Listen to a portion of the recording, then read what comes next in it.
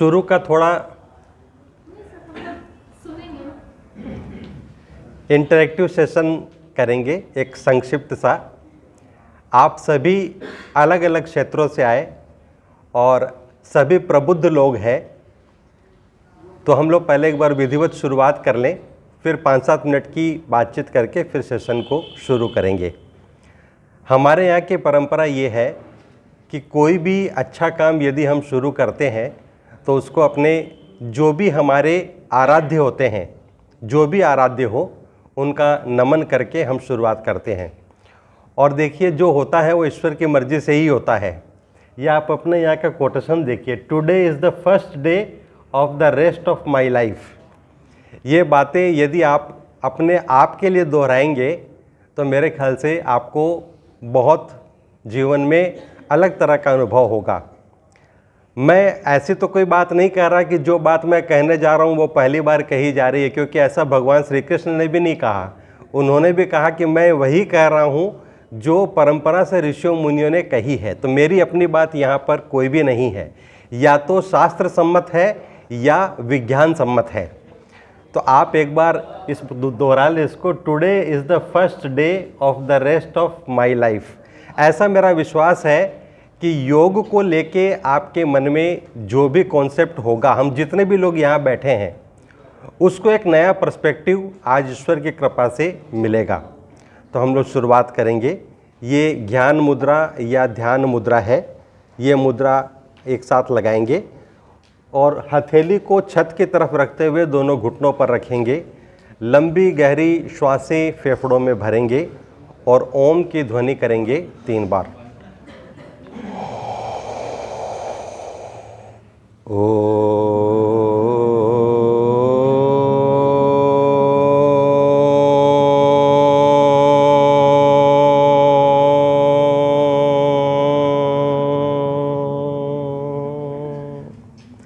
देखिए, एक तो सामान्य अभ्यास है।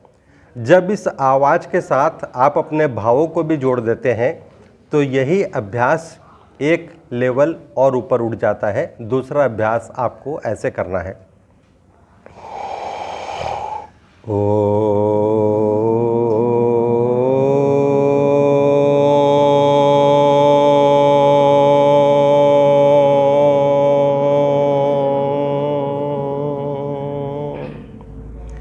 हम बचपन से ऐसा सुनते आए, well begun is half done.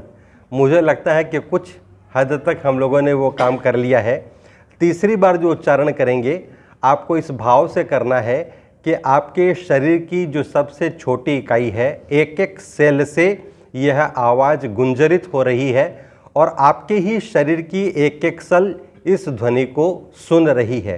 पूरे मन से, भाव से आपको श्वासों को भी इस तरह भरना है कि ये मात्र कुछ गैसों का सम्मिश्रण नहीं, बल्कि यदि जीवन का कोई दूसरा नाम है तो वो ये प्राण ही है। इन ध्वनि में अपने प्राण तत्व से प्राण का संचरण करते हुए श्वासों को भरेंगे और एक बार फिर से एक साथ सभी अपने भावों से इसका उच्चारण करेंगे।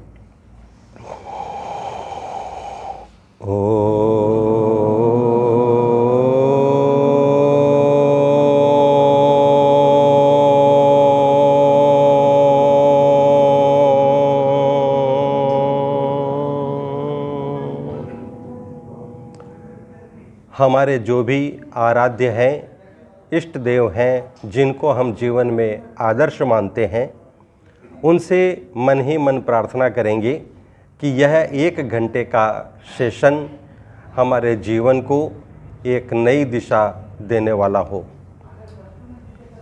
कुछ देर के लिए आती जाती श्वासों को ऑब्जर्व करेंगे। न श्वासों में हमें कोई बदलाव लाना है, न मैकेनिकल कोई इसमें प्रयास करना है। जैसे श्वासें चल रही है, चलती रहेगी। आपको अपनी बंद आँखों से, अपनी ऑब्जर्वेशन पावर से इसको ऑब्जर्व करना है।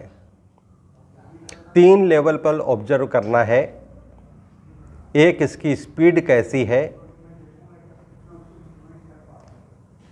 यदि लेंथ छोटी है तो भी कोई दिक्कत नहीं, लंबी है तो भी कोई दिक्कत नहीं।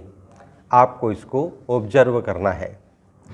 सेकंड लेवल है, इसके वॉल्यूम पर जितना संभव हो आप ऑब्जर्व करने की कोशिश करें कि किस वॉल्यूम में श्वासें आपके अंदर आ रही है और किस वॉल्यूम में श्वासें बाहर जा रही है।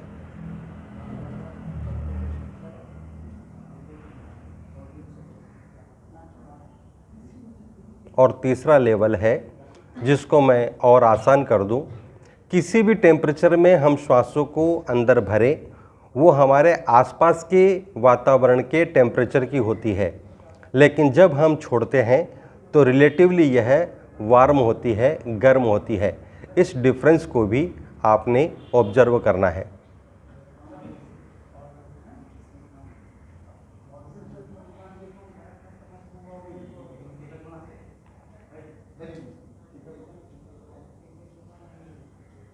अब आँखों को खोल लेंगे, छोटा सा इंटरेक्शन करेंगे।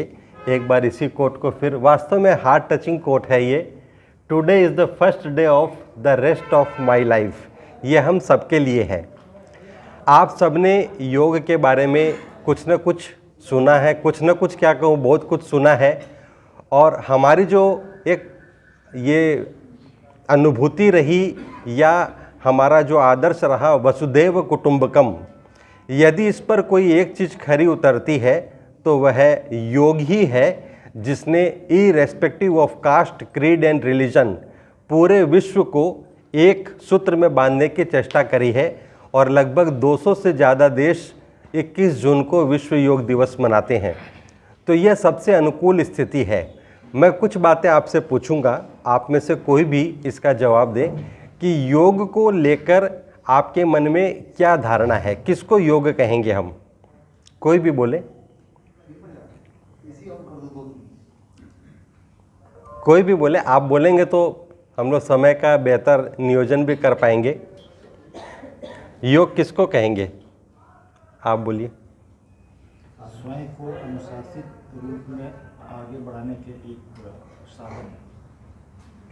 इन्होंने कहा स्वयं को अनुशासित रूप से आगे बढ़ाने का एक साधन है। दीदी आप कुछ बोलेंगे? कंसंट्रेट करने का एक वे है। इन्होंने कहा कंसंट्रेट करने का एक साधन है। आप सब में से कोई भी योग का शाब्दिक अर्थ में वैसे तो 10 जोड़ते हैं, तो मेरे हिसाब से ये मूलाधार से लेकर सहस्त्रार तक को जोड़ने की जो क्रिया है वो योग।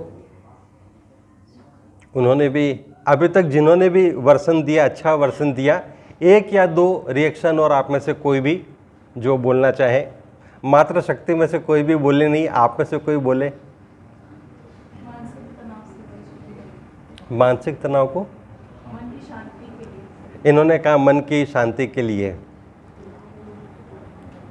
मैं यदि आपसे ये कहूँ कि योग, जैसे आप लोगों ने काफ़ी इम्प्रूव्ड वर्सन दिया है, अभी पूरे विश्व में योग को जिस पटल पर देखा जा रहा है वो आसनों के तरह से देखा जा रहा है। जो अष्टांग योग की यदि हम बात करें, महर्षि पतंजलि लगभग 2500 साल पहले हुए थे, 150 साल इधर उधर होंगे। उन्होंने अष्टांग योग की पद्धति दी थी, जिसमें यम, नियम, आसन, प्राणायाम, प्रत्याहार, धारणा, ध्यान और समाधि, ये 8 अंग उन्होंने दिए थे। और इन 8 अंगों में से ही ज़्यादातर हम जो व्यवहार में लाते हैं या प्रयोग करते हैं या अभ्यास करते हैं वो प्राणायाम है, आसन है, धारणा ज़्यादा हमारे अभ्यास में आती नहीं, थोड़ा बहुत ध्यान का छोटा बड़ा रूप इसमें हो सकता है, लेकिन शुरुआत है यम और नियम से। दूसरी बात है कि आपके हिसाब से योग कितना पुराना होगा?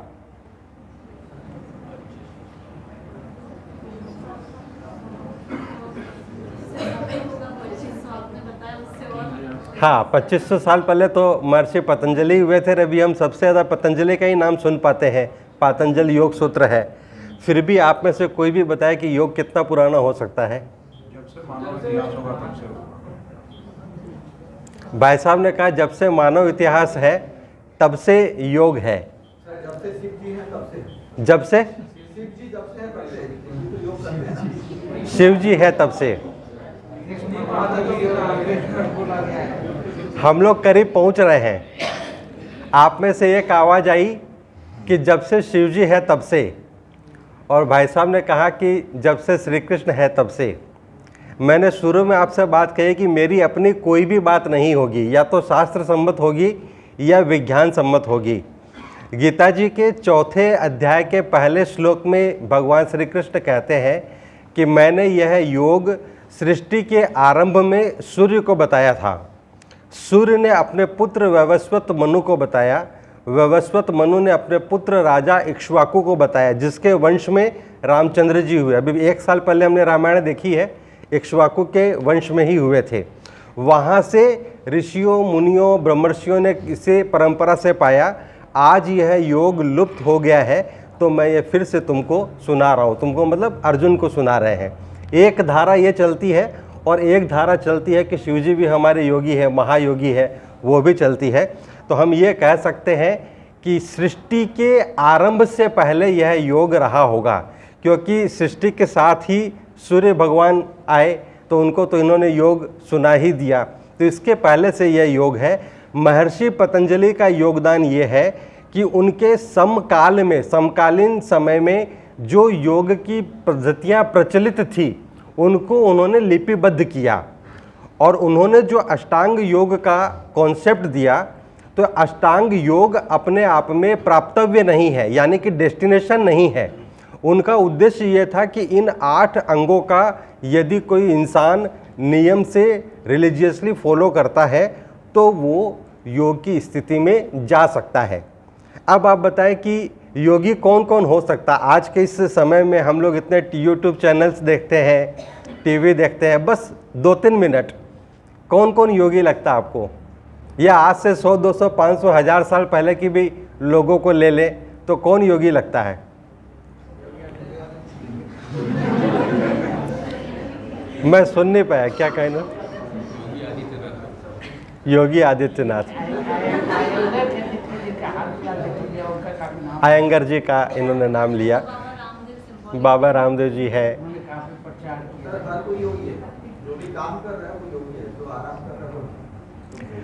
इसको भी एक तरह से हम लोग देखने की चेष्टा ये करेंगे कि इसी गीता जी में भगवान श्री कृष्ण ने सबसे ज़्यादा जिस वर्ड का यूज किया, आप देखिए गीता जी में सबसे ज़्यादा योग पर ही उनका इस पर ये जोर है। बार बार कहते हैं तस्मात् योगी भवार्जुन, कि हे योगी, हे अर्जुन तू योगी बन जा।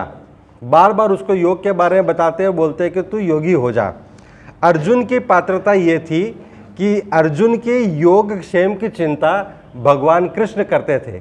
अर्जुन को चिंता नहीं रहती थी, भगवान कृष्ण चिंता करते थे। चाहे कर्ण से उसके कुंडल और कवच लेने की व्यवस्था करनी हो, वो सारा काम योगेश्वर श्री कृष्ण ने किया, या बर्बरी का सिर काट के उनको पहाड़ पर बैठाना हो, वो काम भी श्री कृष्ण ने किया। तो अर्जुन की पात्रता ये है कि श्री कृष्ण के वो साथी भी है, मित्र भी है, बहनोई भी है, सब है, और उसको भगवान बार बार ये बोलते हैं कि तू योगी हो जा। तो मेरे को ऐसा लगता है कि पूर्ण योगी अर्जुन नहीं है, तभी तो उसको कहते हैं कि तू योगी बन जा, तू योगी बन जा, तू योगी बन जा। तो यदि अर्जुन योगी नहीं है तो आज इस पूरी धरा पर किसका साहस होगा जो ये कह सके कि मैं योगी हूँ? इसका मतलब है कि हम में से कोई भी योगी तो नहीं है, लेकिन एक बात पक्की है कि हम योग पथ के पथिक है। पथिक वो है जिसने एक स्टेप भी बढ़ा दिया। तो हम सब योग के पथ पर है। कोई हो सकता है 2 स्टेप आगे हो, कोई हो सकता है 2 स्टेप पीछे हो। और योग का प्राप्तव्य क्या है? भगवान बताते हैं कि योग का अंतिम लक्ष्य मेरी प्राप्ति है, अंतिम लक्ष्य ईश्वर की प्राप्ति है। तो जब तक वहाँ हम नहीं पहुँचते तब तक हमारी यात्रा चलती ही रहती है। तो हम लोगों को दीदी की कृपा से एक दिन का समय मिला, उसमें भी 1 घंटे का। 1 घंटे में से भी 15 मिनट निकल गए। तो जो बचे हैं उसमें आपसे मेरा ये आग्रह, निवेदन, प्रार्थना जो भी आप समझे रहेंगी कि यदि आप शरीर से, मन से कनेक्टेड रहे तो इन बचे हुए 45 से 50 मिनट के अंदर आप यह महसूस कर पाएंगे कि 50 मिनट का योग हमारे शरीर और हमारे मन में क्या ऐसा परिवर्तन ला सकता है जिसको हम महसूस कर सकते हैं, क्योंकि हम ऐसे काल में अभी हैं जहाँ पर सबसे कीमती समय है, किसी के पास 1 मिनट का समय है नहीं। तो आप लोगों ने जो ये 1.25 घंटे का 1 घंटे का समय निकाला, यदि इसमें आपको महसूस नहीं हुआ कि इससे आपको क्या मिल सकता है, तो यह एक तरह का बहुत बड़ा भ्रामक कदम होगा, क्योंकि हमेशा आपके दिमाग में यही बैठेगा कि योग से कुछ मिलता उलता नहीं। तो एक बार फिर हम लोग इसी कोटेशन को देखेंगे और शुरुआत करेंगे योग की। आप सबसे मेरा करबद्ध निवेदन रहेगा कि शरीर से भी और मन से भी आप थोड़ा कम भी करेंगे तो चलेगा, लेकिन आपको जुड़ा रहना है। सेशन के लास्ट में यहाँ पर मेरे ख्याल से मेरा जो छोटा सा परिचय है वो दीदी के साथ ही है। ये तो अपना, लेकिन वो परिचय भी फॉर्मल परिचय है। तो आप लोग में से ही बताएंगे कि आपको क्या एक्सपीरियंस इसमें हुआ। और इस बात को भी ध्यान रखना है कि ये परीक्षा अब आपकी नहीं है, ये परीक्षा अब है मेरी, और समय भी हम लोग का शुरू होता है अब। तो सीधे बैठेंगे, रीढ़ की हड्डी हमारी सीधी रहनी चाहिए। योग इस शब्द का जो मैं बहुत रिलेवेंट अर्थ आपको बताऊं, ये बताऊं कि जीवन में कुछ भी हमारे वश में है नहीं, न परिस्थितियां हमारे वश में, न हमारा परिवार। क्षमा करिएगा, लेकिन ज़्यादातर हमारी स्थिति ऐसी होती है, परिवार के सारे लोग भी हमारे वश में नहीं होते। जो कार्यस्थल है वहाँ पर भी स्थितियाँ हमारे अनुकूल हो भी सकती है, चैलेंजिंग भी हो सकती है, ज़्यादा तो चैलेंजिंग ही होती है। योग का मतलब ये है कि हम हर परिस्थिति में कैसे स्वयं को शांत रख सकते हैं, संतुलित रख सकते हैं। बाहर से पुरुषार्थ करें भरपूर, लेकिन अंदर से खुद को एकदम कूल रखें, एकदम शांत रखें। यही योग का व्यवहारिक अर्थ आज हम लोग ले सकते हैं और इसका अनुभव हम लोग करेंगे। तो ये ज्ञान मुद्रा या ध्यान मुद्रा है। हथेलियों को छत की तरफ रखते हुए दोनों हाथों को घुटनों पर रखेंगे। आसन के बारे में एक ही बात आज हम लोग करेंगे, सिद्धासन में बैठेंगे। दाहिने पाँव को जब हम लोग ऊपर रखते हैं तो ये सिद्धासन होता है। पालथी मारना जिसको कहते हैं, ये सुखासन है। इसमें सभी बैठ सकते हैं, इसीलिए इसका नाम सुखासन है। और यदि इस तरह से क्रॉस लेग्ड बैठे तो ये पद्मासन है। आपको जिसमें अनुकूलता हो उसी में बैठ सकते हैं। हाथ छत की तरफ रखने हैं। रीढ़ की हड्डी हमारी सीधी रहनी चाहिए।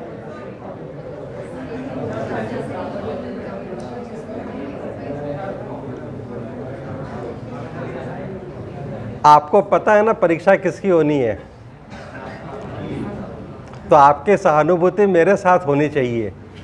सहानुभूति का जो मापदंड है वो यही है कि हम लोग कनेक्टेड रहें, बस और कुछ नहीं। आपसे मैंने बहुत बड़ी बात कही कि यदि थोड़ा कम भी करेंगे तो चलेगा, लेकिन यदि आप कनेक्टेड रहे तो आपको भी अनुभूति होगी कि क्या लाभ आपको मिलता है। हम अलग अलग एज ग्रुप के लोग भी हैं, योग भी सबके लिए है, सबको एक ही बात अनुभव होनी है। तो सीधे सहज होकर बैठेंगे और पहले अभ्यास की शुरुआत करेंगे। आते जाते श्वासों को ऑब्जर्व करेंगे। आपने थोड़ी देर पहले भी इस अभ्यास को किया था और यह अभ्यास इतना ज़बरदस्त है कि आप अभी करके देखें।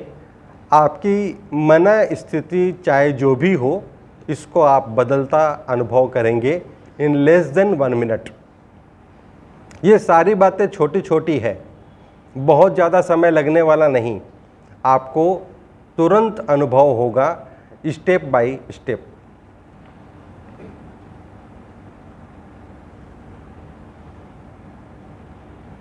योग के कई अंग हैं, जिसमें से एक ये प्राण योग कहें या प्राणायाम कहें, इसका अभ्यास हमने शुरू कर दिया है। आते जाते श्वासों को ऑब्जर्व करना है, स्पीड के लेवल पर, वॉल्यूम के लेवल पर और टेम्परेचर के लेवल पर।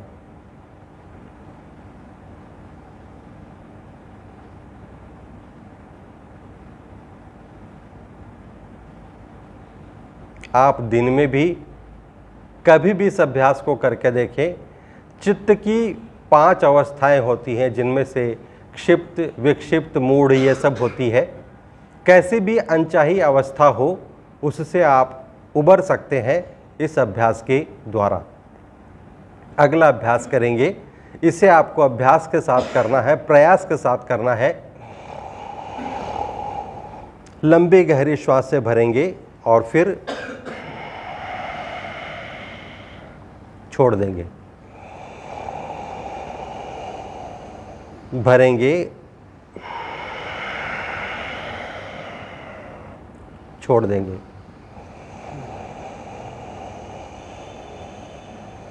भरेंगे, छोड़ देंगे। होल्ड नहीं करना हमें। वैसे तो योग बहुत छोटा सा सब्जेक्ट है, आधे घंटे में भी 5 मिनट में भी हम इसको कंप्लीट कर सकते हैं। और वैसे यह इतना बड़ा सब्जेक्ट है, जैसा कि हमने अभी थोड़ी देर पहले सुना ही था कि 84 साल के अर्जुन पूर्ण योगी नहीं हो पाए।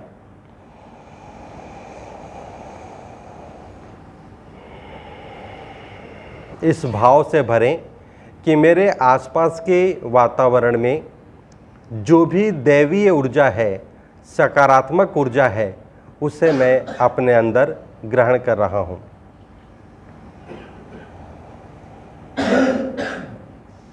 आसपास में जो कुछ भी घटित होता है, जो अलग अलग साउंड मिलती है, उनको आप ऑब्जर्व भी करें और फिर वहाँ से अपने आप को डिस्कनेक्ट भी करें। जिस भाव से हम श्वासों को भरेंगे, वैसा ही घटित हमारे अंदर होगा। और यह बात वैज्ञानिक रूप से भी प्रमाणित है। जैसे भाव से, सकारात्मक भाव से हमने यदि श्वासों को भरा, तो हमारे आसपास के वातावरण में जो ऊर्जा के कण हैं, उनमें से पॉजिटिव कणों को ही हम अपने अंदर लेंगे। ये सभी अभ्यास अभी हम टाइम फ्रेम में, चाहे जिस ड्यूरेशन में भी कर रहे हों, लेकिन जब हम घर पर इनका अभ्यास करें तो इनका जो डिजायर्ड टाइमिंग है वो 2-2 मिनट की है। अगला अभ्यास रेस्ट्रिक्टेड होगा। जिनको हाइपरटेंशन है, जिनको हार्ट की किसी तरह की समस्या है, उनको यह अभ्यास नहीं करना होता। जो स्वस्थ हैं वो कर सकते हैं मेरे साथ, और बाकी के इसी को कंटिन्यू करेंगे।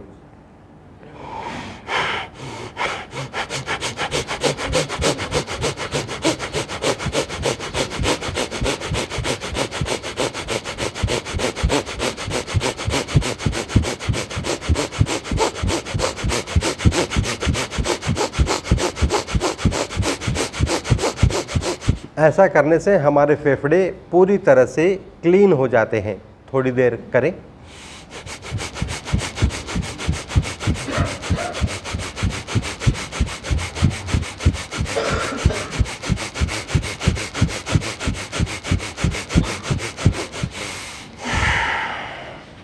श्वासों को स्टेबलाइज होने देंगे और चलेंगे अगले अभ्यास पर। अगले अभ्यास में श्वासों को भरते हैं, थोड़ी देर होल्ड करते हैं, फिर रिलीज करते हैं और वापस थोड़ी देर के लिए होल्ड करते हैं। भरना शुरू करेंगे। पूरा भर के होल्ड करेंगे, रिलीज करेंगे, फिर होल्ड करेंगे, फिर भरेंगे। इन अभ्यासों में हमें सामान्य रूप से श्वासों को लेना छोड़ना है। जहाँ विशेष प्रयास से लेना छोड़ना होगा, आपको बताएंगे।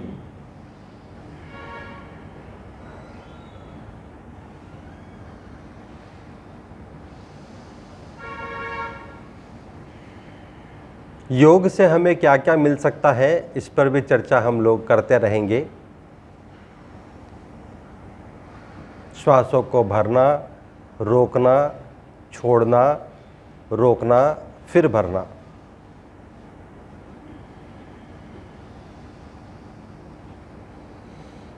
अभी सारी दुनिया में योग का उद्देश्य, प्रयोग, अभ्यास वन पॉइंट पर केंद्रित है, वो है शरीरगत। शरीर हमारा स्वस्थ बने, फिट रहे, इसके लिए हम योग की शरण में आते हैं।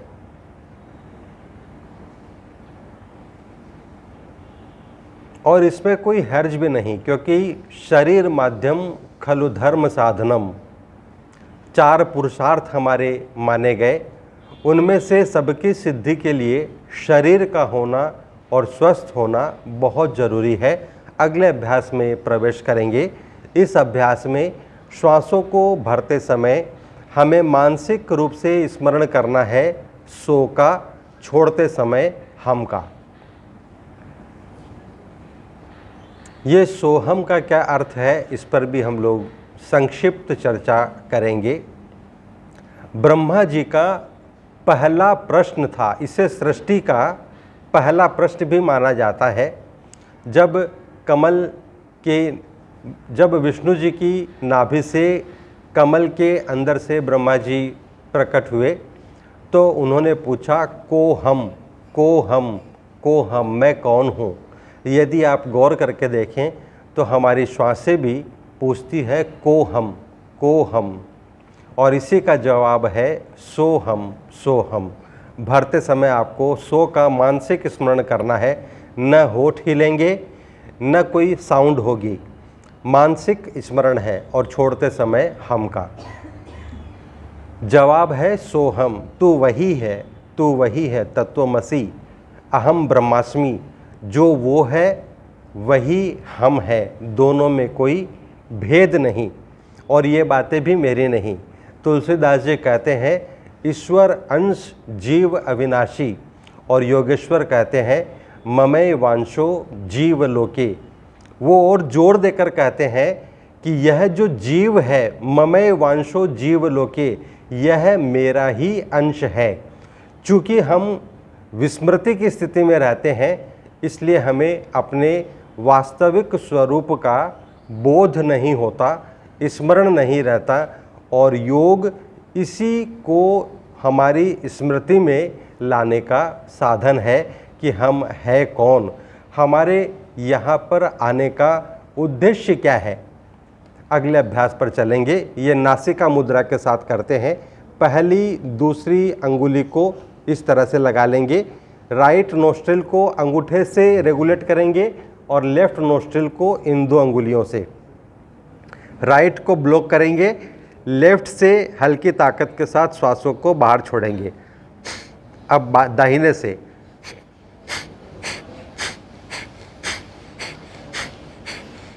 इस पूरे अभ्यास में लेने का प्रयास नहीं है, आपको छोड़ने पर ही केंद्रित करना है अपने ध्यान को।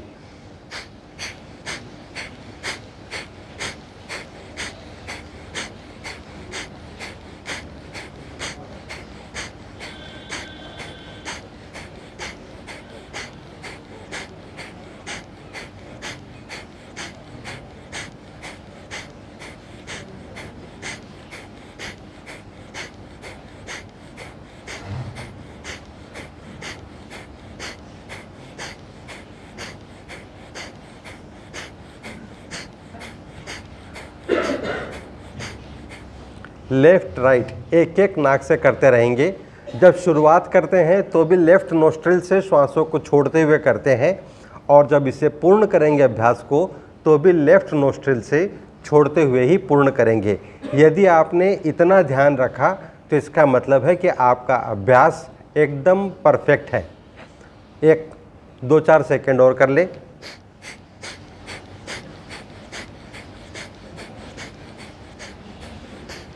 बाई नासिका से लेफ्ट नोस्ट्रिल से छोड़ते हुए इस विराम को अभ्यास को विराम देंगे। अब तक हमने जितने अभ्यास किए इन सबको 2-2 मिनट करना अपेक्षित है। छोटी सी अवधि में इसको रिवाइज कर दो। सबसे पहले हमने क्या किया, श्वासों को ऑब्जर्व किया, उसमें कुछ भी एडिशन, मॉडिफिकेशन, डिलीशन कुछ नहीं करना हमें, जैसे चल रही है चलेंगी।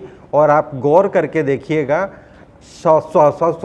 श्वासों का और हमारे स्वास्थ्य का एक इंटरकनेक्शन है। जब आप क्रोध में होते हैं तो श्वासें बहुत तेज चलती है, जब आप शांत होते हैं तो श्वासें आराम से चलती है। और आप जब इनको ऑब्जर्व करेंगे तो इस अंतर को समझ पाएंगे। दूसरा अभ्यास हमने किया था गहरा भरा श्वासों को गहरा छोड़ा। तीसरा अभ्यास इसी को गति के साथ करने का था। चौथा अभ्यास श्वासों को भरना, रोकना, छोड़ना, रोकना।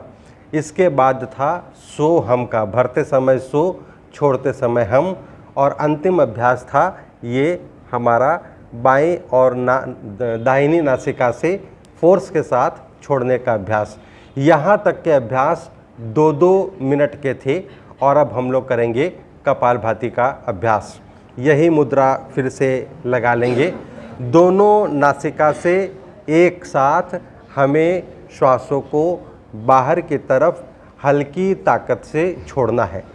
इनमें बहुत सी टेक्निकल बातें हैं जिन पर हम लोग अभी चर्चा नहीं कर पाएंगे, लेकिन शॉर्ट में जितना हो सकता है आपको बताने की कोशिश करेंगे।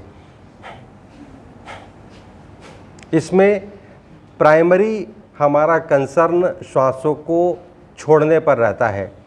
सेकेंडरी है कि जितनी बार हम श्वासों को छोड़ते हैं पेट हमारा अंदर की तरफ आघात करता है। जैसे साइकिल हम चलाते हैं, यदि हैंडल को ध्यान दिया तो हमारे पेडल गड़बड़ा जाते हैं, और यदि पेडल को ठीक करने की कोशिश करते हैं तो हैंडल हमारा गड़बड़ होने लगता है। लेकिन अभ्यास के द्वारा ये हो जाता है। आपको कंसंट्रेट करना है श्वासों को छोड़ने पर। थोड़ी ही देर में आप देखेंगे आपके शरीर में, मन में क्या फ़र्क आना शुरू होता है। हमारे शरीर में 10 सिस्टम होते हैं। मेडिकल साइंस ये कहता है कि यदि ये 10 सिस्टम हमारे सिंक्रोनाइज्ड वे में काम करें, सही काम करें, तो ऐसी कोई वजह नहीं कि हम रोगी हों। हम पूरी तरह से स्वस्थ रह सकते हैं इन बातों का ध्यान रखकर। और ये जो अभ्यास हम करते हैं, जितने अभ्यास आज हम करेंगे उसमें भी जो पोस्चर की बातें हैं, जैसे हड्डी के रोग हैं, उनकी बात अलग है, उनके लिए आसन करना पड़ता है, आज हमें समय नहीं मिलेगा। लेकिन इनके माध्यम से भी आप अपने 10 सिस्टम को ठीक कर सकते हैं। एक रिदम में श्वासों को छोड़ना है आपको बाहर की तरफ। साथ में क्या एडिशन करना है, आपको ऐसा भाव मन में लाना है कि मेरे शरीर में जो भी टॉक्सिन्स है, जो भी निगेटिव फोर्सेज है, निगेटिविटी है, जो आसुरी तत्व है, वो सब को मैं अपने शरीर से बाहर निकाल रहा हूँ। यदि हमें कोई प्रॉब्लम है, कोई डिजीज है, मानसिक समस्या है, उनको भी, शत्रु को हमें छोड़ना नहीं। एक एक शत्रु को याद करके इस भाव से हमें श्वासों को छोड़ना है कि मेरी यह तकलीफ़ मैं अपने शरीर से बाहर निकाल रहा हूँ। और यदि आपने ऐसा अभ्यास किया तो 3 स्टेज है।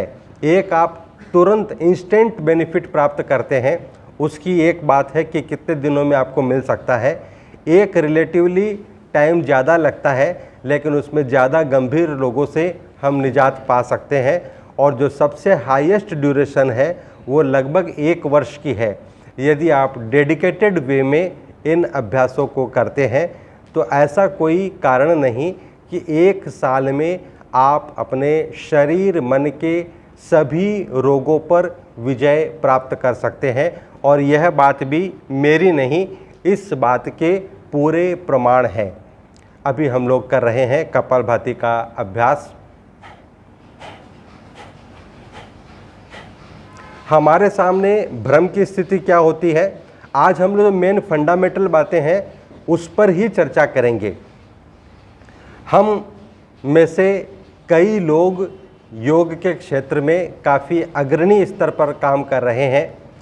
हम यदि देखें तो सबकी पद्धतियों में भी कुछ कुछ फ़र्क हमें मिलता है। आप कपालभाति का अभ्यास करते भी रहें, यदि आप देखेंगे अलग अलग चैनल्स देखेंगे तो आप देखेंगे कि सबके अभ्यास में कुछ न कुछ वेरिएशन है और मैं भी एक्सेप्शन नहीं हूँ।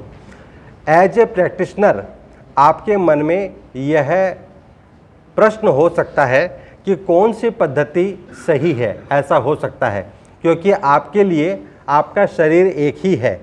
मेरा आपसे निवेदन ये है कि अपनी अंतर प्रज्ञा का इस्तेमाल करें और देखें कि जिन अभ्यासों में आपको लगता है कि मेरा नुकसान नहीं हो सकता, उन अभ्यासों को आप कर सकते हैं। वैसे जो अभ्यास हम लोग कर रहे हैं इसमें बेसिक प्रिकॉशन तो मैंने आपको अभी बताई ही है, उनका ध्यान रखते हुए आप करेंगे तो आपको फ़ायदा ही होना है, नुकसान नहीं होगा। क्योंकि कन्फ्यूजन की स्थिति ये है कि जैसे कपालभाति हम लोग अभी कर रहे हैं, कुछ योग ऋषि इसे प्राणायाम की श्रेणी में मानते हैं और कुछ योग गुरु ये कहते हैं कि ये षटकर्म में से एक है, ये शुद्धिकरण की प्रोसेस है, ये प्राणायाम नहीं है। तो ये एक प्राणायाम का मैंने आपको उदाहरण दिया और एक एक प्राणायाम को भी कई कई तरीक़ों से किया जा सकता है। आपसे मेरा निवेदन है कि आप भ्रमित न हो, आपको जो लगे कि सबसे सेफ पद्धति आपके लिए है आप उसी को प्रैक्टिस करें। आपके लिए जितना जितना स्पेस है उसे में से थोड़ा इधर उधर करके एक बार पाँव खोल लें, शायद आपको दिक्कत हो रही होगी।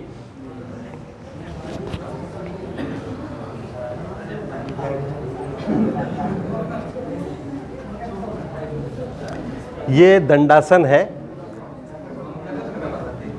आपकी अंगुलियां अंगूठे आउटर की तरफ रहेंगी, हाँ, और पैर एकदम सीधे। पैर सीधे ऐसे आपको रखने हैं कि घुटने का जो नीचे वाला पोर्शन है ये कोशिश करें कि एकदम ज़मीन से सटे।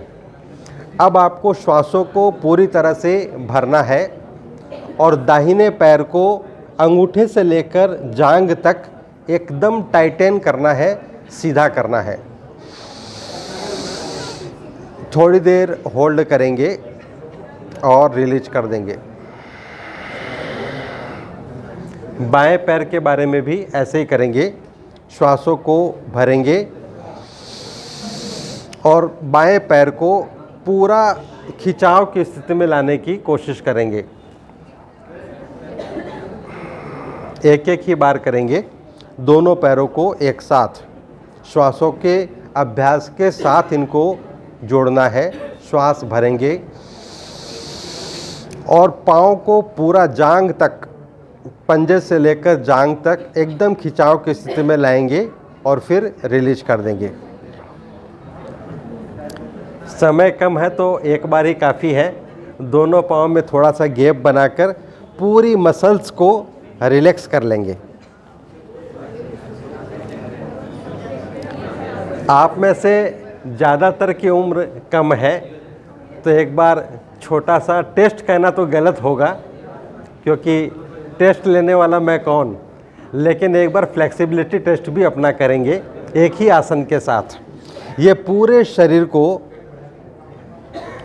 स्ट्रेचिंग का लाभ देता है।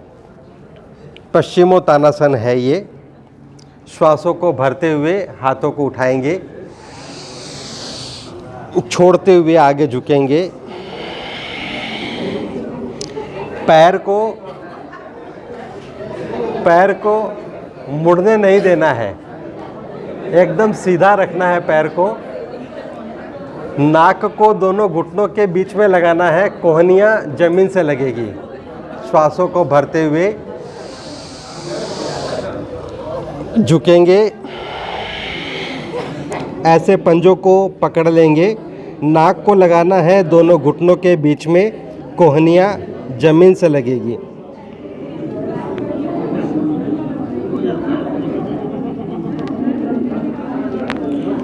और श्वास भरते हुए बैठ जाएंगे।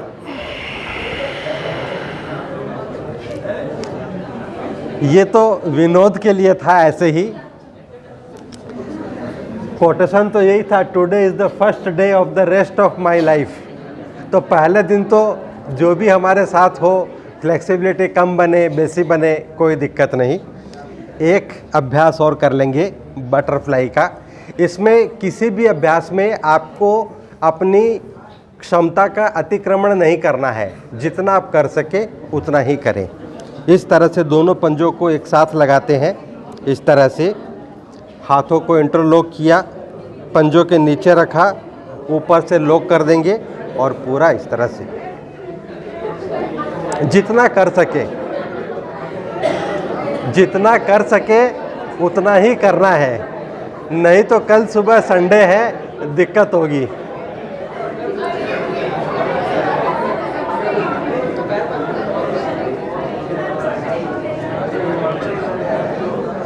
चलिए शुरू करेंगे अगले अभ्यास को। आप लोगों ने भोजन कितने बजे किया था? 2:30 बजे। ठीक है, मैं आपको करके दिखा देता हूँ। आपको अभी नहीं करना है ये, क्योंकि क्रम में है, इसलिए आपके ध्यान में रहना चाहिए। अगला अभ्यास त्रय बंद के साथ होने वाला बाह्य प्राणायाम है। इसमें 3 बंद लगते हैं। जब हम चिन्ह को चेस्ट से लगाते हैं तो यह जालंधर बंद है। नाभि के ऊपर का जो पेट का भाग है, इसको अंदर खींचते हैं तो यह उड्डयन बंद बनता है, और नाभि के नीचे के भाग को जब अंदर खींचते हैं तो यह हमारा मूल बंद होता है। 3 बंद के साथ यह अभ्यास होता है। जिनको वर्टिगो की समस्या हो, सर्वाइकल स्पॉन्डिलाइसिस की समस्या हो, उनको ये जालंधर बंद नहीं लगाना होता। जिनको बैक पेन बहुत ज़्यादा हो, हर्निया की शिकायत हो, वैसे लोगों को ये मूल बंद या उड्डयन बंद नहीं लगाना होता। तो इसको ध्यान में रखते हुए आपको अभ्यासों को करना है। आपकी उम्र में ज़्यादातर लोगों के कम है, लेकिन आपके घर में माता पिताजी भी होंगे, उनको भी आप बताएंगे तो इनका कॉन्सेप्ट क्लियर होगा। श्वासों को इसमें पहले भरते हैं। आपको नहीं करना है, श्वासों को छोड़ा। अब बाहरी होल्ड करते हैं। पेट को यथासंभव अंदर खींचना है।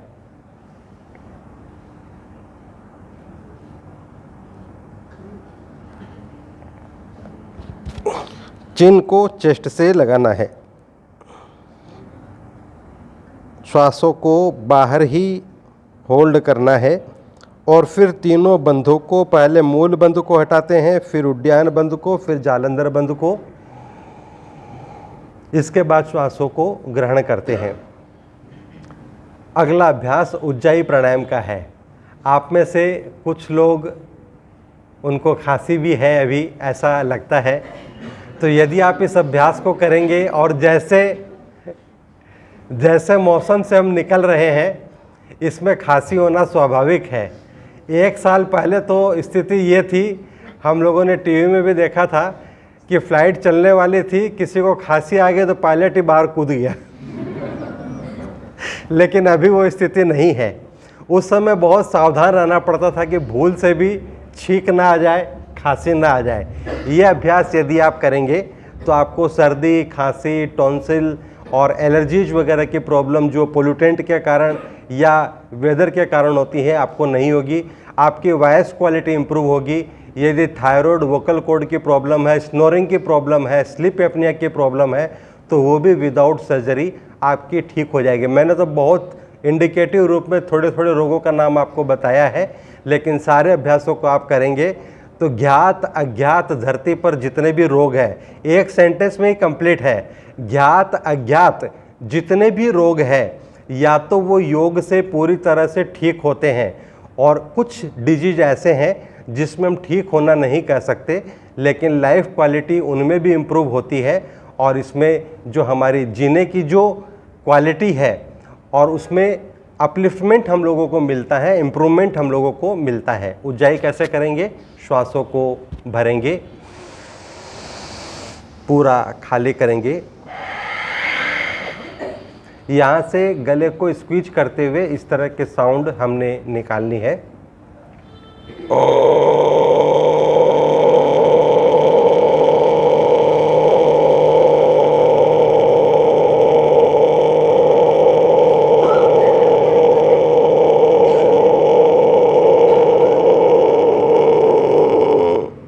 जितना स्पेस फेफड़ों में है उतना भरना है और अब लॉक करना है जालंधर बंद के द्वारा। श्वासों को अंदर ही होल्ड करना है, जब तक होल्ड कर सकें करें। और अभी तो हमारे पास इतना समय है नहीं, तो यहीं पर इसको कंप्लीट करेंगे। बंद को वापस खोला, राइट नोस्ट्रिल को ब्लॉक करते हैं, लेफ्ट से छोड़ देते हैं। ये जिनको thyroid, vocal cord, snoring, sleep apnea ऐसी प्रॉब्लम है, उनको 11-21 बार तक इसका अभ्यास दिन भर में करने से फ़ायदा मिलेगा। स्वस्थ आदमी 3 बार करे तो उसके लिए काफ़ी है। अगला अभ्यास हम लोग शुरू करेंगे अल्टरनेट ब्रीदिंग का, अनुलोम विलोम का। अनुलोम विलोम ज़्यादा फायदा करता है जब हम वायु मुद्रा में करते हैं। ये तर्जनी को यहाँ से फोल्ड किया, लेफ्ट हैंड में तो अंगूठे से लॉक कर देंगे, राइट हैंड में चूँकि हमें श्वसन को नियमित करना है इसलिए इस तरह से रेगुलेट करेंगे, दाहिनी तरफ अंगूठे से और लेफ्ट साइड में इन 2 अंगुलियों से। जब भी शुरुआत करेंगे बाईं तरफ होती है हमारे चंद्र स्वर, दाहिने तरफ होता है सूर्य स्वर।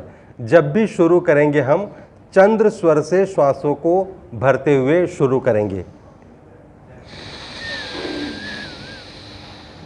पूरा भरने के बाद लेफ्ट को ब्लॉक कर देंगे, राइट से छोड़ेंगे, राइट से भरेंगे, लेफ्ट से छोड़ देंगे।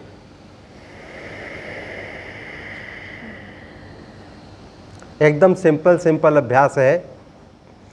योग को लेके आपको जो धारणा थी कि हमें अलग अलग पोस्चर बनाने पड़ेंगे, सिर नीचे पांव ऊपर करना पड़ेगा, वो भी योग का एक अंग है। लेकिन मेरा ये मानना है कि जिस योग की चर्चा, चाहे हम भगवान शिव की बात करें या योगेश्वर श्री कृष्ण की करें, उन्होंने जिस योग की चर्चा करी उसमें ये शामिल नहीं है। ये तो कालांतर में महर्षि पतंजलि ने उस योग की स्थिति को प्राप्त करने में सहायक हो, ये विद्याएं बने, इसलिए इनको लिपिबद्ध किया।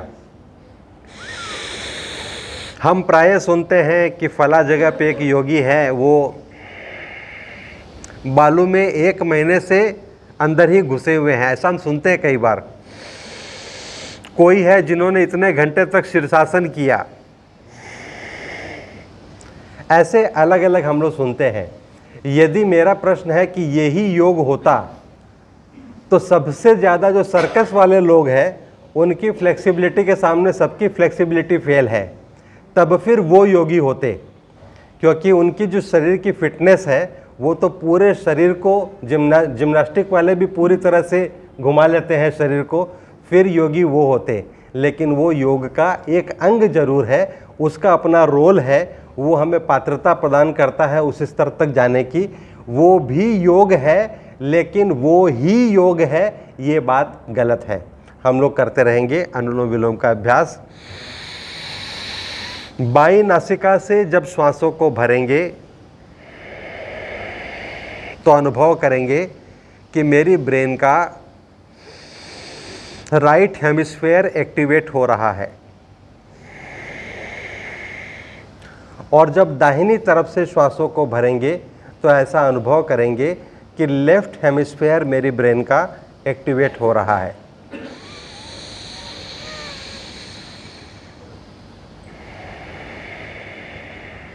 हमारा central nervous system, circulatory system, respiratory system पूरी तरह से स्वस्थ बनता है इस अभ्यास के द्वारा। एक एक अभ्यास के बारे में आपको जस्ट इंडिकेटिव मैंने बताया कि क्या लाभ मिलता है, लेकिन आप कतई ये न सोचें कि मेरे को यदि हाई ब्लड प्रेशर है तो अनुलोम विलोम किया तो मैं ठीक हो जाऊंगा। लाइफ में शॉर्ट टर्म चीज़ें हमें कभी भी मंजिल तक नहीं पहुंचाती। ये पूरा एक एनर्जी का विज्ञान है। जैसे जिस क्रम में हमने किया, अलग अलग रूप में एनर्जी रूपांतरित होते हुए हमें डिजायर्ड रिजल्ट प्रदान करती है जब हम ध्यान की स्थिति में आते हैं। कोई कहे मुझे वेट लॉस करना है तो खाली कपालभाति करो, मेरा वेट लॉस कम हो जाएगा, वेट लॉस हो जाएगा, ऐसा ये गलत धारणा है।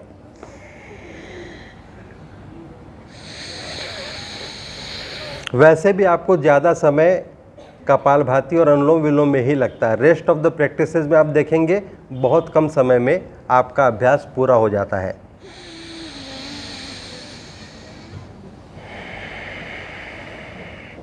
और आप योग में जीवन जी सके, अगली बात हम उस पर बढ़ाएंगे, क्योंकि ये अभ्यास जो हम लोग कर रहे हैं इनमें से बहुतों को आप जानते भी हैं, तो कोई नई बात नहीं है। एक तो हम लोगों ने कोशिश करी योग के कॉन्सेप्ट को क्लियर करने की, योग का प्राप्तव्य क्या है उसको जानने की, किसे हम योग कहेंगे इसको भी हमने संक्षिप्त में देख ही लिया।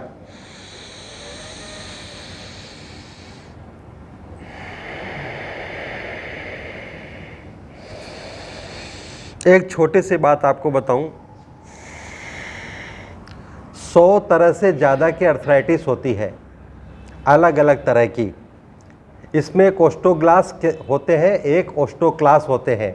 ये सेल्स होती है 2 तरह की, एक हड्डियों के निर्माण में सहायक है और एक हड्डियों के डिके के लिए, क्योंकि शरीर का एक सर्टेन पोर्शन हमारा लगातार नया बनता है और उसी प्रोपोर्शन में यह डिके भी होता है। तो ओस्टोग्लास और ओस्टोक्लास सेल्स का जब प्रोपोर्शन डिस्टर्ब होता है तभी ये अर्थराइटिस की अलग अलग समस्याएं हमारे शरीर में इंसिट करती है, प्रवेश करती है। और अनुलोम विलोम के अभ्यास से चाहे ओस्टियोपोरोसिस हो, ओस्टियोआर्थराइटिस हो, रूमेटॉइड अर्थराइटिस हो, सभी तरह के प्रॉब्लम्स के जो मूल कारण है ये ओस्टोग्लास और ओस्टोक्लास सेल्स पूरी तरह से रेगुलेट हो जाते हैं। 5:05 आपकी घड़ी बता रही है। हम लोग 1-2 मिनट और इन अभ्यासों को करके अंतिम चरण में प्रवेश करेंगे। 5:15 तक का तो समय है ही हमारे पास, तब तक तो मेरे को आपसे परमिशन लेनी नहीं, इसके बाद किसके बाद सोचेंगे। आप घबराए भी नहीं, 5 मिनट की बात अलग है, हम टाइमली ही रैप अप करेंगे।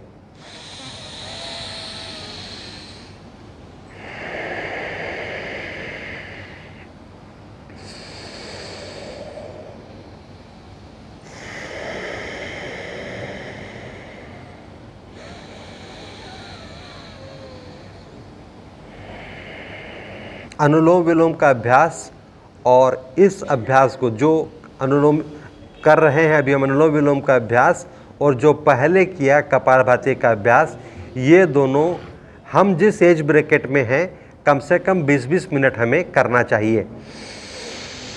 लेकिन यदि किसी कारण से आपको समय कम मिलता है तो आप कम भी करें, लेकिन स्किप ना करें। अब हम लोग अंतिम चरण में प्रवेश करेंगे। उसके बाद 5 मिनट या उससे कम का समय हम लोग इंटरेक्शन के लिए रखेंगे। भ्रामरी का अभ्यास करना है, ओंकार की ध्वनि करनी है, छोटा सा ध्यान का अभ्यास करना है। शुरू करें। शर्त ये है कि अब जो हम आँखों को बंद करेंगे वो तीनों अभ्यास पूरा करने के बाद ही करेंगे। पहले अभ्यास में आपको थोड़ा सा बताना है, वो बता दूं, इसके बाद आपको जानने का ज़्यादा कुछ है नहीं। पूरा सेशन को कंप्लीट करके ही आपको आँखों को खोलना है। भ्रामरी का अभ्यास ऐसे होता है, ये 3 अंगुलियाँ हमारी सीधी रहती है, ये पहली तर्जनी ऐसे सीधी रहती है, अंगूठे से हमको कान को बंद करना होता है, अंदर से न करें। पहले आप सुनेंगे, पहले बंद नहीं करेंगे। अंगूठे से आपको कान को बाहर से बंद करना होता है। ये 3 अंगुलियां जहाँ आईबॉल्स आकर ख़त्म होती है और नाक की हड्डी मिलती है, इसके बीच में जेंटली आपको रखना है। पहली अंगुली आपके आज्ञा चक्र पर रहेगी। एक बार आपको अभ्यास में करके दिखाऊंगा, इसके बाद 3 बार आपको अपने से करना है। और इसके बाद का जो अभ्यास है उसमें आपको ज़्यादा जानने की है नहीं, खाली आप फॉलो करेंगे, आँखों को बंद रखेंगे अनटिल एंड अनलेस आपको कोई विशेष प्रॉब्लम हो। पहले हमको 3 बार भ्रामरी करना है, फिर ओंकार की ध्वनि करनी है जैसे पहले करी थी, और छोटा सा गाइडेड मेडिटेशन करेंगे। और इसके बाद हम लोग फाइनल चरण में प्रवेश करेंगे 5 मिनट में। इसके बाद 5 मिनट में रैप अप करेंगे। तो पहले एक बार आपको करके बताऊंगा। आपको ऑब्जर्व क्या करना है, यदि आपकी प्रैक्टिस सही है तो आपको यहाँ से लेकर पूरी रीढ़ की हड्डी में ये इसकी वाइब्रेशन आपको सुनाई देगी।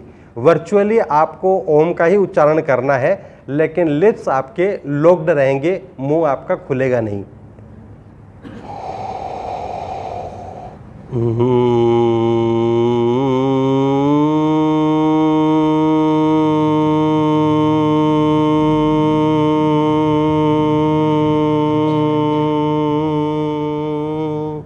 अब 3 बार करेंगे हम लोग, या 2 ही बार करें।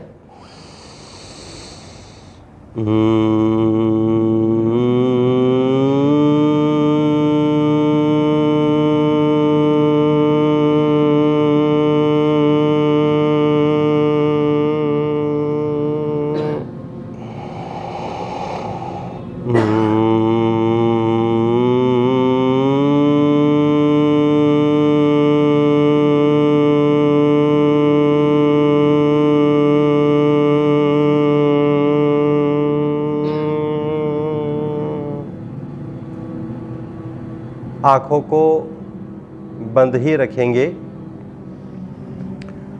दोनों हाथों को घुटनों पर रख लेंगे और हमें फिर से ओंकार की ध्वनि को ही करना है, जैसे पहले शुरुआत में हमने किया था। फेफड़ों में पूरी श्वासों को भरकर ओम का उच्चारण पूरे भाव के साथ।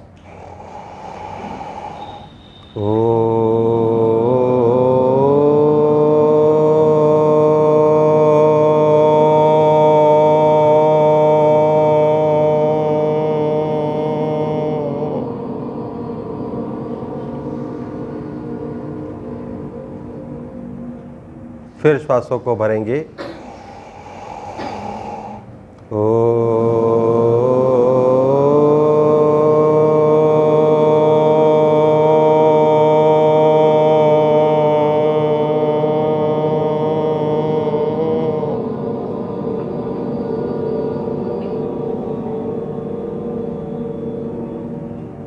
बहुत बढ़िया तरीके से किया, एक बार और करेंगे।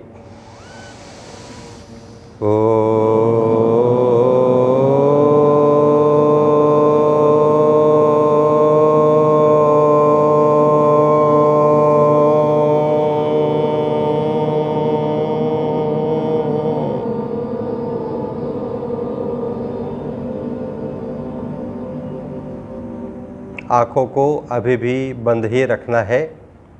हम प्रवेश करने वाले हैं गाइडेड मेडिटेशन के सत्र में। सीधे सहज होकर बैठेंगे। दोनों परस्पर विरोधाभासी बातें हैं। सीधे भी बैठना है, एट द सेम टाइम अपनी सहजता को, कंफर्ट लेवल को भी बनाए रखना है। हमारी कमर, पीठ, कंधे, छाती, गर्दन और सिर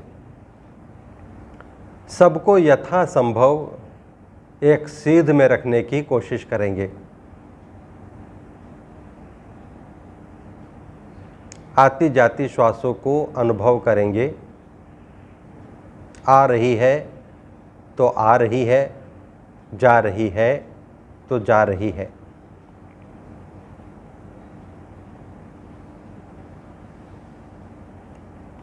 भौतिक आँखों को, फिजिकल आइज को बंद रखते हुए ही मन की आँखों से दृष्टि को केंद्रित करेंगे अपने आज्ञा चक्र पर।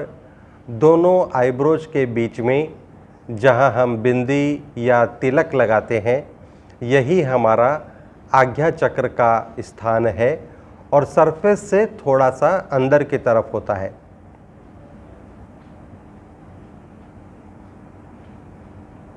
आज हमने कोटेशन भी पढ़ा था और हम भी आज से अपने जीवन की दिशा को बदलने में पहला कदम बढ़ा सके इस राह पर। इसके लिए कुछ प्रश्न जरूरी है हमें स्वयं से करने। प्रश्न भी स्वयं से हैं, उत्तर भी स्वयं को ही देना है। मैं कौन हूँ? क्योंकि यह शरीर तो मैं नहीं। इस शरीर के पंच तत्वों में से अग्नि, वायु, आकाश, पृथ्वी और जल, इनमें से इंडिविजुअली या कंबाइंड दोनों ही मैं नहीं। मन, बुद्धि, अहंकार भी मैं नहीं। मैं तो इसके परे की सत्ता हूँ। सब कुछ होने का सुख है, लेकिन मैं हूँ यह भी कोई छोटा सुख नहीं।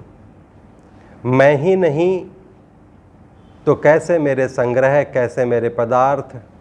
जब मेरा शरीर ही नहीं, मैं ही नहीं, तो कैसे मेरे रिश्ते, कैसे मेरी ड्यूटीज। कुछ भी तो मेरा नहीं। सब चीज़ का अपना मोल है, आनंद है, लेकिन मैं हूँ यह सबसे बड़ा आनंद है। ये सब जो कुछ हम देख पाते हैं सब मेरा खेल है, मैं इनका खेल नहीं। मेरे इस धरती पर आने से पहले भी दुनिया चल ही रही थी, और जब 150 वर्षों के बाद मैं नहीं रहूँगा तो भी दुनिया की रौनक में कोई कमी तो नहीं आएगी। ये बीच का जो प्रकट काल है, जब मैं इस मौजूद हूँ इस पृथ्वी पर, तो मेरे होने के क्या मायने हैं, यह प्रश्न भी हमें स्वयं से करना है। यदि हमारा यह यहाँ होना धरती को, धरती के जीवों को, इस पूरे जगत को कुछ आनंद प्रदान कर सकता है, अर्थपूर्ण बना सकता है, तो ही हमारा होना सार्थक है। नहीं तो हम ऐसे ही कह सकते हैं कि भीड़ में हम भी आए और हम भी चले गए। जीवन की गाड़ी तो हमें चलानी ही है, लेकिन जिस अंतिम लक्ष्य के लिए हमें यह शरीर मिला उसे हम भूलें नहीं। वहाँ से हमारी दृष्टि कभी धूमिल न हो, ऐसी कोशिश तो हम करेंगे भगवान। लेकिन हमारा ऐसा मानना है कि आपके आशीर्वाद के बिना ऐसा कतई संभव नहीं। आप हमें अनुग्रहित करें, आशीर्वाद प्रदान करें कि हम अपने लक्ष्य की ओर निरंतर बढ़ते रह सकें, निरंतर बढ़ते रह सकें। आँखों को अब भी बंद ही रखेंगे। बंद रखते हुए ही दोनों हाथों को सिर से ऊपर उठाएंगे, घर्षण करवाएंगे हथेलियों को, और इन गर्म हुई हथेलियों को अपनी बंद आँखों, चेहरे, छाती और पूरे शरीर पर धीरे धीरे घुमा लेंगे और खूब आराम से धीरे धीरे आँखों को खोल लेंगे। एक अभ्यास छोटा सा बाकी है, लेकिन इसके पहले जो मेरी परीक्षा होनी थी, लेकिन आपको कोई इसमें करुणा नहीं दिखानी। जो आपने अनुभव किया हो वही अनुभव आप सबके साथ शेयर करें। आप में से कोई भी स्वागत है।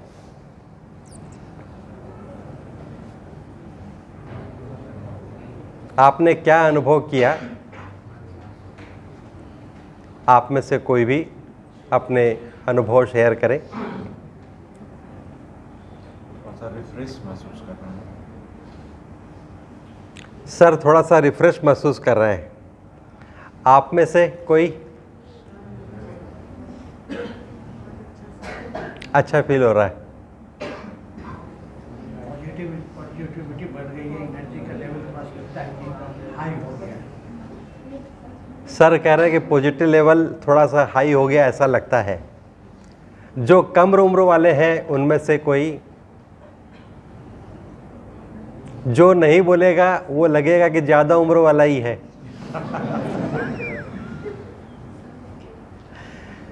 फैसला आपके ऊपर ही है। मातृशक्ति में से कोई बोले, आप बोलिए।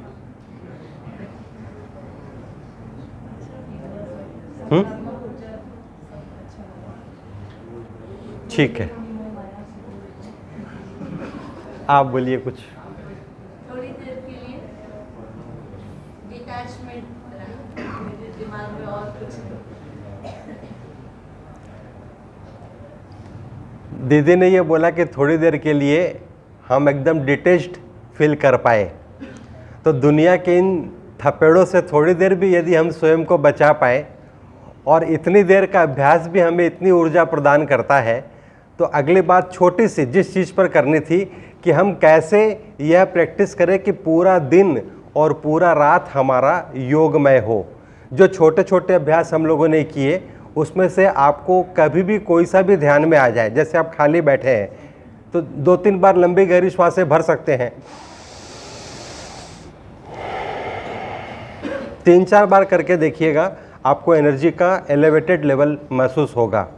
कभी जो चित्त की 5 अवस्थाएं हैं, कभी आप नाखुश हैं, कभी टेंशन में है, कभी प्रेशर में है, तो आप उस समय अपने श्वासों को ऑब्जर्व करने वाला अभ्यास करें।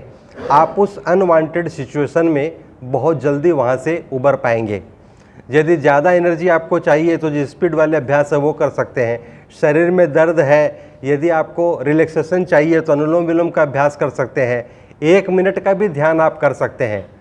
आपकी धीरे धीरे ऐसी कैपेसिटी डेवलप हो जाएगी कि चाहे जितने भी शोर में आप रहें, आप कूल ही अनुभव करेंगे। वैसे भी आपको मैं एक पते की बात बताऊं, हम कहते हैं कि हम कान से सुनते हैं, हम कहते हैं कि आँख से देखते हैं, लेकिन ऐसा है नहीं। कई बार हमारे साथ होता है, कोई आवाज़ दे रहा है, हम सुन नहीं पाते, फिर वो कहता है मैंने 2-3 बार आवाज़ दी, आपने सुना नहीं।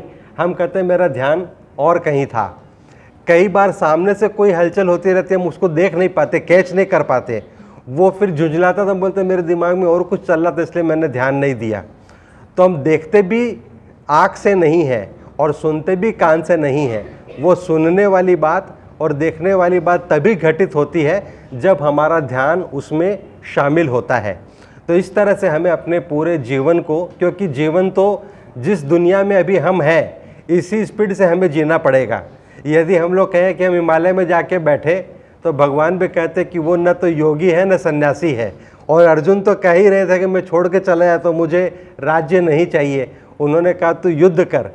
तो हमको भी युद्ध क्षेत्र छोड़ना नहीं है, रहना इसी दुनिया में है, लेकिन खुद को भी बचा के रखना है, दूसरों को भी बचाना है। और अगला अभ्यास सबसे कठिन अभ्यास होना है, क्योंकि जिस चीज़ को आज हम भाग दौड़ की ज़िंदगी में खो चुके हैं उसी को प्राकृतिक रूप से या आर्टिफिशियल रूप से हम लोगों को अभी अनुभव करना है।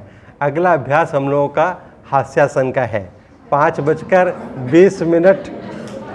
देखिए इसका प्रभाव कितना है, नाम से ही सबके चेहरे पर हंसी है। इसको हम लोग दूसरे तरह से करेंगे, इस तरह से तालियां बजाएंगे ज़ोर से, क्योंकि एक्यूप्रेशर के सारे पॉइंट, मास्टर पॉइंट्स हमारे हाथ के पंजों में ही होते हैं। ओम की आवाज़ निकालेंगे और जब पूरी तरह से आवाज़ हमारी कंप्लीट होने लगेगी तब ज़ोर से हंसेंगे।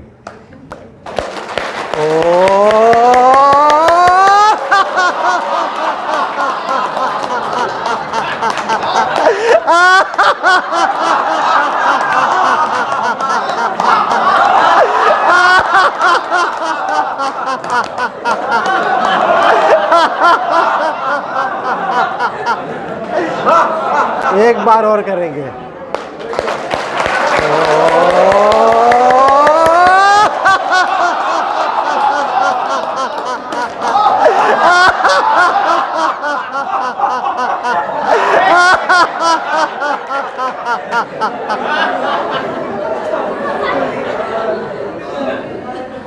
हम लोग फाइनल स्टेज पर पहुंच चुके हैं। आपके मन में यदि कोई भी प्रश्न है तो आप कर सकते हैं। एक्चुअल में सोच के तो मैं ये आया था कि यह हमारी कनेक्टिविटी एक दिन की कनेक्टिविटी न रहे, इसलिए वो फाइल में पेपर्स रखे हुए थे कि आप सब अपना उसमें फ़ोन नंबर या मोबाइल नंबर और नाम वगैरह लिख दें, लेकिन वह संभव नहीं है। आपको मैं मेरे नंबर बताता हूँ। और शनिवार रविवार को हम लोग ऑनलाइन सेशन करते हैं। ये पूरा सेवा के हिसाब से ही होता है और टेक्नोलॉजी के माध्यम से आप कहीं से भी रहें इससे कनेक्ट हो सकते हैं। मेरा व्हाट्सअप नंबर आपको मैं बोलता हूँ, आप उसको नोट कर सकते हैं। और यदि आपको उसको ज्वाइन करने की इच्छा हो तो चाहे जय श्री कृष्ण, ऐसे तो लोग बोलते हैं हाय लिख के छोड़ दो, लेकिन मैं आपसे वो नहीं कहूँगा, क्योंकि हाय हाय वाली ज़िंदगी हमको नहीं जीनी। आपको जो भी अच्छा लगे आप उसमें व्हाट्सअप कर देना, मैं समझ जाऊँगा। आपको उसमें हम लोग लिस्ट में रख लेंगे और सैटरडे की लिंक आपको फ्राइडे को मिलेगी, संडे की लिंक आपको सैटरडे को मिल जाएगी। मेरे व्हाट्सएप नंबर है 98, क्योंकि ये शॉर्टकट काम होगा, हाथों हाथ हो जाएगा। वो सेम नंबर है जिससे आपने अभी लिया। हाँ हाँ हाँ, इनका सबका एक ग्रुप बना हुआ है, अच्छा अच्छा उसमें सबको लिंक कर दीजिए। अच्छा। दीदी बोल रही है कि वो सबको उस ग्रुप में उनको सर्कुलेट कर देंगे, तो आपको जिसकी भी इच्छा हो इस यात्रा को आगे बढ़ाने की, आप उसमें हमको कुछ भी लिख के मैसेज करेंगे तो आपका वहाँ पर स्वागत है। और छोटी सी है दुनिया, आप कहीं भी रहें हम सब एक साथ कनेक्टेड रहेंगे, है ना, आप उससे जुड़े रह सकते हैं। और हम लोग अब समापन पर हैं, आप दीदी जी जो भी बोलना चाहें बोलें और इसको फॉर्मल तरीके से। और ये अच्छा रहेगा कि आप साथ में बैंक ऑफ इंडिया भी लिख के डालें ताकि मेरे को वो कनेक्ट करने में सुविधा रहेगी। तो हम लोग संपन्नता की स्थिति में है, आप जो भी इसको संपन्न करना चाहें, जिनके भी जिम्मेदारी में हो आप। करने के लिए कोई कुछ नहीं होता। वेट लॉस कितना आसानी से लूज किया जाए, कितना कम किया जाए, कम से कम मेहनत के द्वारा। देखिए, आपको 2-3 तरीके बताता हूँ। एक तरीका तो ये है कि आप अपने सूर्य स्वर को तेज करें। जैसे आप सुबह नाश्ता करने का आपका टाइम हुआ, दोपहर का खाने का हुआ, शाम का हुआ, तो बाई नासिका को बंद करें और सिर्फ दाहिनी नासिका से भरा छोड़ा। ऐसे आपको 21 बार करना है। उसके 10 मिनट 15 मिनट के बाद आप अपना मील ले लीजिए। जिनको वजन बढ़ाना है उनको इसका जस्ट अपोजिट करना है। दाहिनी नासिका को यानी सूर्य स्वर को बंद करना है और चंद्र स्वर से श्वासों को भरना है। भरा, छोड़ा। ये 21 बार आपको करना है। फिर आप ब्रेकफास्ट लीजिए। जो भी मील लेते हैं उसके पहले आपको ये करना है। ये मैंने आउट ऑफ वे आपको बताया। बाकी यदि जो आप योग करेंगे तो आपका वजन बढ़ना, घटना, रोगों का होना, अलग अलग रोग के लिए भी अलग अलग आपको अभ्यास नहीं करना पड़ेगा। इतने ही अभ्यास से, जो मैंने पहले भी आपको कहा कि ज्ञात अज्ञात सारे रोगों का शमन होगा। कुछ जो हड्डियों के या स्ट्रक्चर के प्रॉब्लम्स जो है उनको हम लोग आसनों से ठीक करते हैं, लेकिन आज वैसी अनुकूलता बने नहीं। तो आप में से जो भी व्हाट्सएप ग्रुप में जुड़ेंगे उसमें लिंक के लिए, तो उसमें हर दिन का समय रहेगा शनिवार रविवार को, तो उसमें आपको वो लाभ भी मिलेगा। और आप में से कोई भी कोई फॉर्मल पूर्ण करना चाहे। सर एक बात, कई लोग आजकल वो एक कंसेप्ट चलता है इंटरमिटेंट फास्टिंग का, हाँ हाँ हाँ, कितना लॉजिकल है, सही है? नहीं, ये लॉजिकल तो है। इसलिए लॉजिकल है कि फास्टिंग की हमारी बहुत पुरानी परंपरा रही, और मैंने स्वयं भी ऐसा देखा। और अभी तो मेडिकल साइंस भी ये कहता है कि फास्टिंग करने से कई तरह के जो ठीक नहीं असाध्य रोग हैं उनमें लाभ मिलता है। इंटरमिटेंट फास्टिंग ये है कि भी धीरे धीरे आपकी कैपेसिटी बढ़ाने के लिए, जैसे आपने शाम का खाना यदि 5 बजे कर लिया, 5 बजे भोजन कर लिया, तो सुबह का फर्स्ट नाश्ता आप 8 बजे करते हैं, तो 5 से 8 बजे तक का आपका एक फास्टिंग हो गया ये। तो इससे आप शुरुआत करें, बाद में जैसे आपकी कैपेसिटी बढ़े।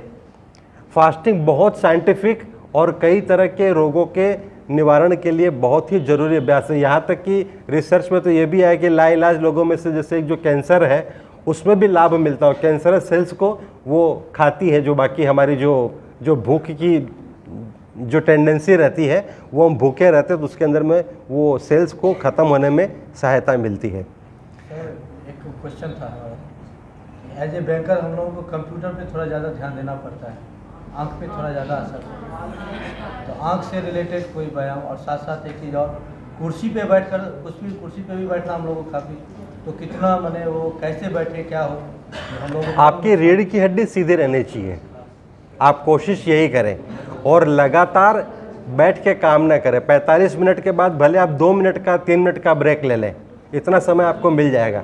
उठ के इधर उधर चल के वापस आप बैठ जाइए। और कुछ 5 व्यायाम आपको बता देता हूँ, यदि वो करेंगे तो उसमें आपको सुविधा रहेगी। जिनको सर्वाइकल स्पॉन्डिलोसिस की प्रॉब्लम है उनको भी करेक्शनल, जो आपको एक्सरे के माध्यम से भी यदि आप करेंगे तो करेक्ट हुआ है पोस्चर, ये आपको उसमें मिलेगा।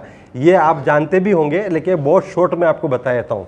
ये ऐसे अंगूठा अंदर करना है, अंगुलियों से कवर करना है, यहाँ से फोल्ड नहीं होने देना है, लेवल आपका कंधे का रहेगा। इस तरह से आपको मूव करवाना है ताकि ये पूरा आपकी पीछे की ये अंगुलियों का पोर्शन मिलते हुए निकले इस तरह से। जैसे अभी आपका पूरा नहीं मिल रहा है, आपका भी नहीं मिल रहा है, ये मिलते हुए निकलना चाहिए। 2-3 बार ऐसे कर लिया, हाँ एकदम, लेकिन इस पर थोड़ा सा आपको समय लगेगा। फिर वापस उल्टी तरफ ऐसे कर लिया। एक अभ्यास ये है। दूसरे अभ्यास में इस तरह से, इस हाथ से इसकी कलाई, इस हाथ से इसकी कलाई। इसका श्वासों के साथ आपको अभ्यास करना है। श्वासों को भरा पहले आपने, अब भर के होल्ड करना है, हाथ सिर से पीछे और दाहिने हाथ से ऐसे आप जितना खींच सके अपनी क्षमता को ध्यान में रखते हुए उतना आपको खींचना है। बीच में लाकर श्वासों को छोड़ना है। फिर भरना है, हाथ सिर से पीछे, बाएं हाथ से इस बार खींचना है दाहिने हाथ को। श्वासों के अभ्यास के साथ करेंगे तो आपको मैजिकल बेनिफिट्स मिलेंगे। बीच में लाकर छोड़ना है। इसके बाद दोनों हाथों को इंटरलॉक करना है, सिर के पीछे लगाना है, श्वासों को भरना है, भरकर होल्ड करना है और हाथों से सिर को, सिर से हाथ को एक दूसरे के अपोजिट प्रेस करना है। एक कंपन की स्थिति को आपको गर्दन और हाथों में फील करना है। प्रेशर रिलीज करेंगे तो श्वासें भी रिलीज। यही अभ्यास फोरहेड से करना है। श्वासों को भरा,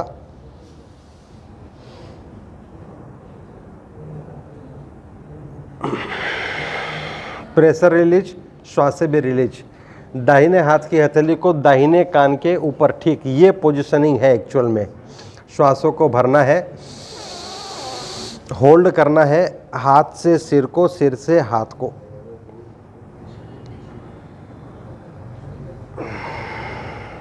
बाएं हाथ से भी।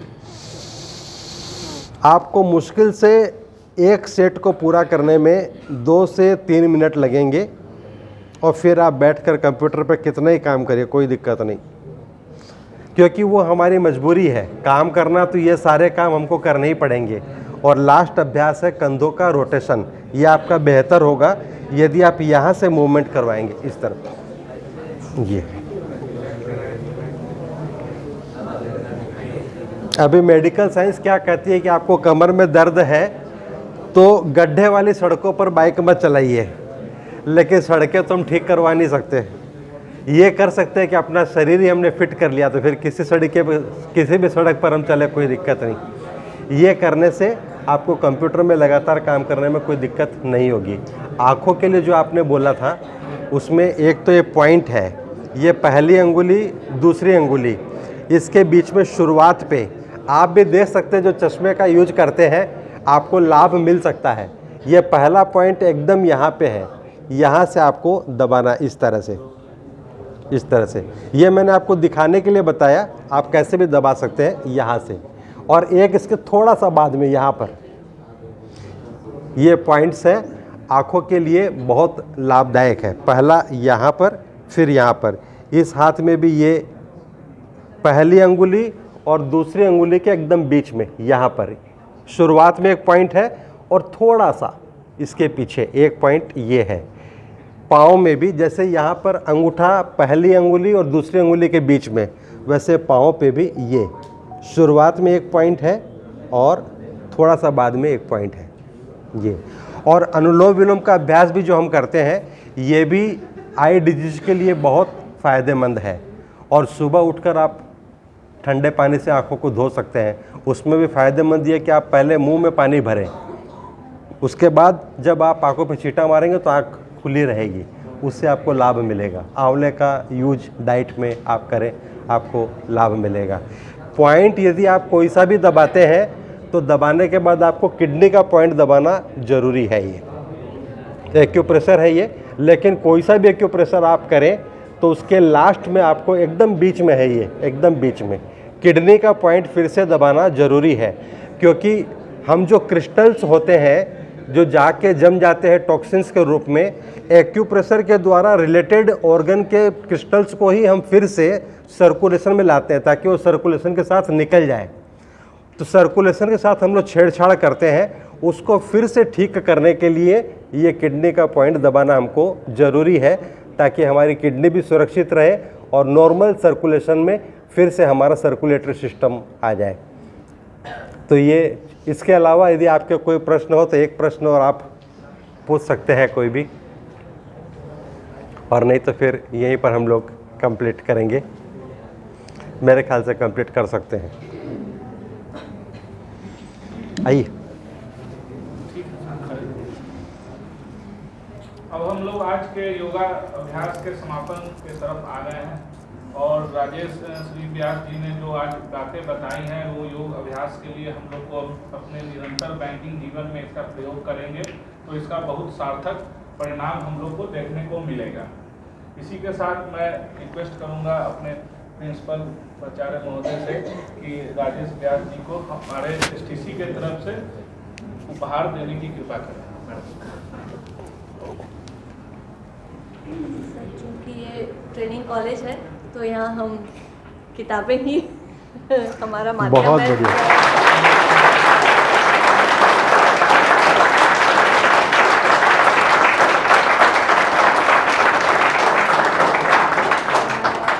हमारे सभी प्रतिभागियों, हमारे सभी संकाय सदस्यों की तरफ से आपको बहुत बहुत धन्यवाद प्रेषित करती हूँ।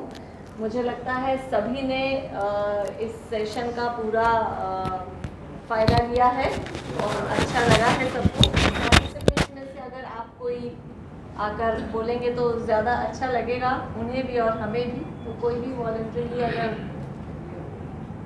हम सभी की तरफ से धन्यवाद देना चाहें।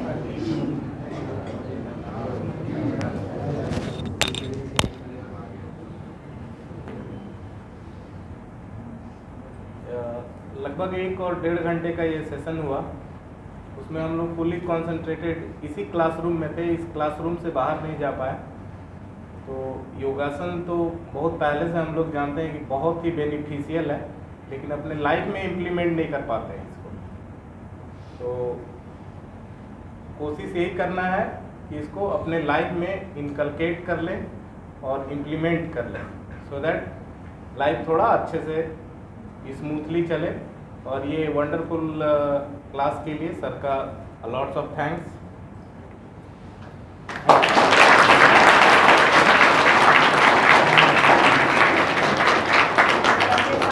जो भी साथी आए हैं जिन्होंने प्रत्यक्ष अप्रत्यक्ष रूप से इस सेशन को कंप्लीट करने में मदद की, उन सबका भी बहुत बहुत धन्यवाद।